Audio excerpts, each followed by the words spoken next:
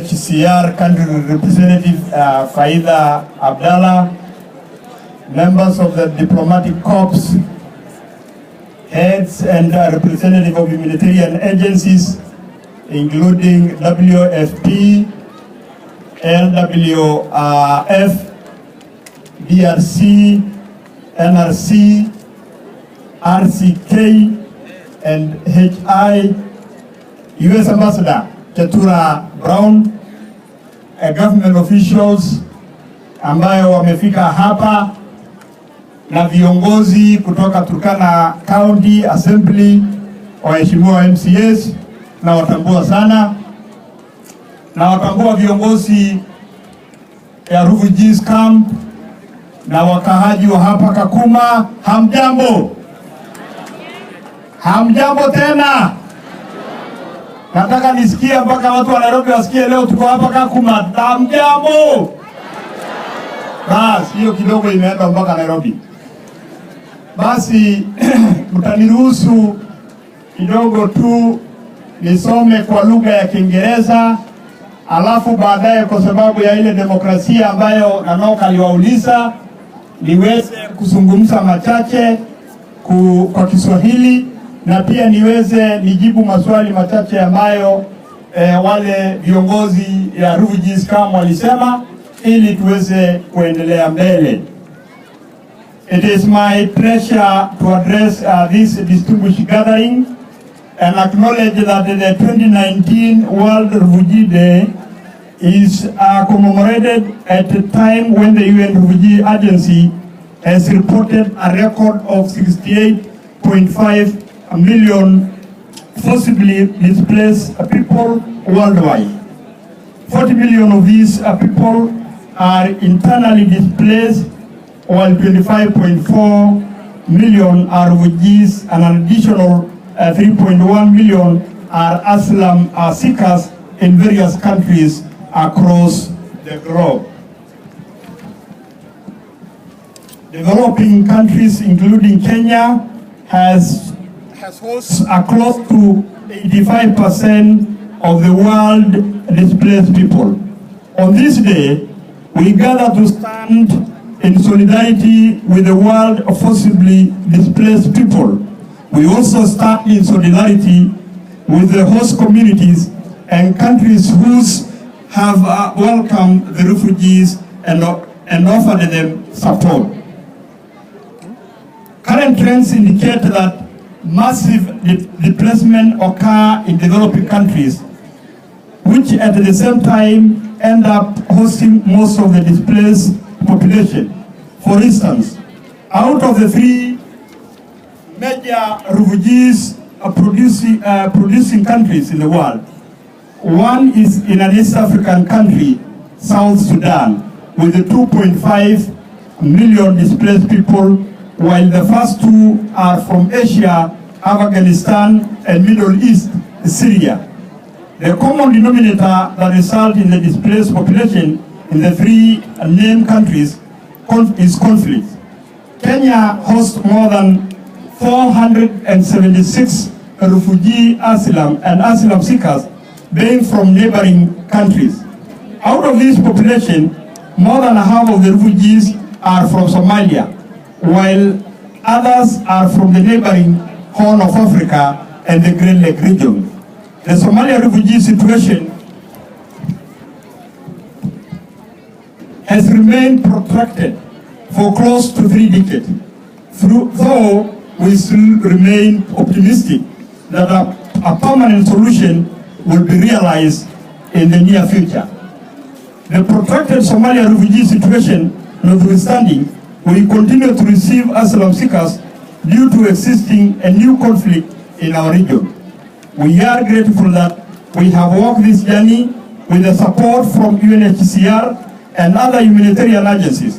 Our development partners have also provided the support needed to enable refugees live a decent life while in asylum in Kenya. Ladies and gentlemen, hosting refugees comes with challenges, many of which need concerted efforts from the international community to overcome. Our 3 decades as a host nation has brought with it challenges ranging from environmental degradation, insecurity, illegal cross-border trade, human trafficking, and smuggling, among many more. To overcome the challenges, we must take steps and find lasting solutions to the refugee and forced displaced question. We must stand up and provide lasting, durable solution to refugees. Any asylum seekers by addressing the root causes which drive people out of their homes. First and foremost, we must put measures in place to prevent conflict, as they are the main drivers of displacement. As we prevent new conflict, we must also work to end the already existing conflict to enable the displaced to return in safety and dignity.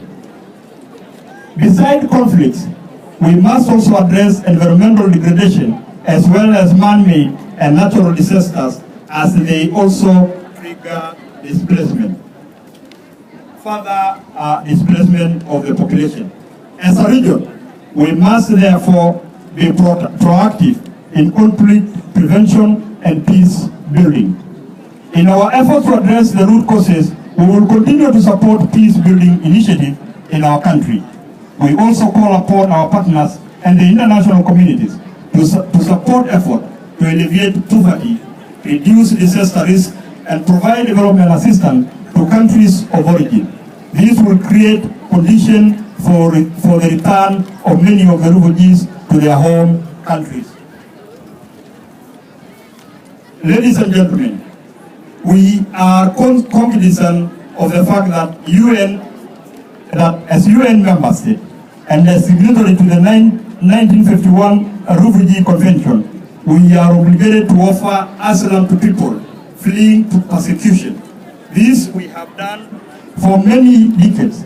However, persons seeking asylum in Kenya must also appreciate that Kenya will be a better place for them when there is peaceful coexistence among all the communities in the country.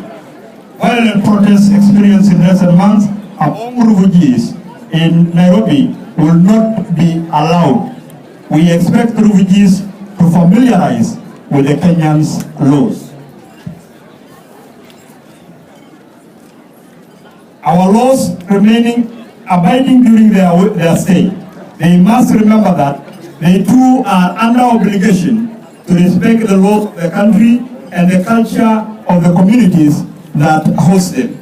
In recent months, we have seen a trend where people arrive in this country not to seek asylum, but to launch the agenda of reaching America and Europe.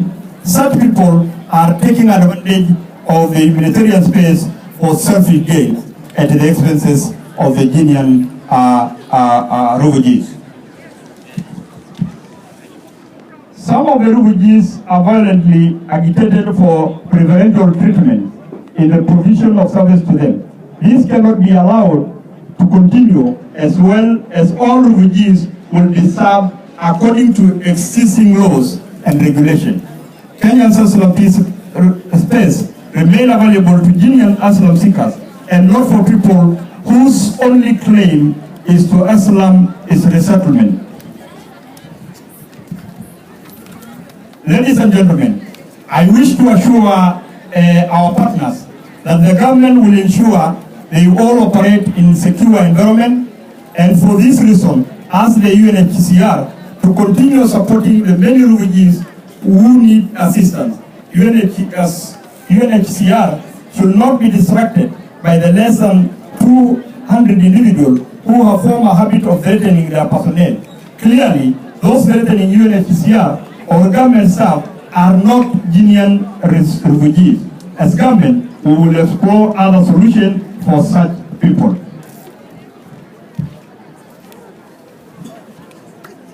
As a refugee,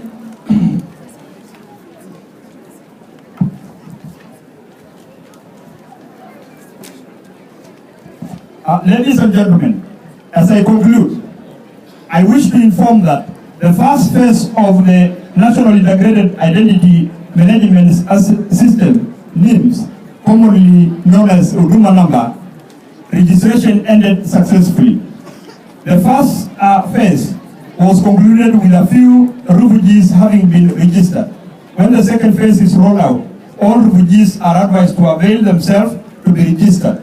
The registration is important as it will enable the refugee access services offered in Kenya, including those offered by humanitarian agencies.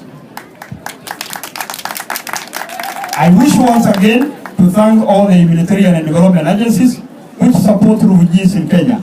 I also wish to reaffirm Kenyans' commitment to offering asylum to refugees, but also to continue seeking durable solutions to refugees. Basi, nilikuwa nimesema ya kwamba nitajaribu kuzungumza na lugha ambayo mheshimiwa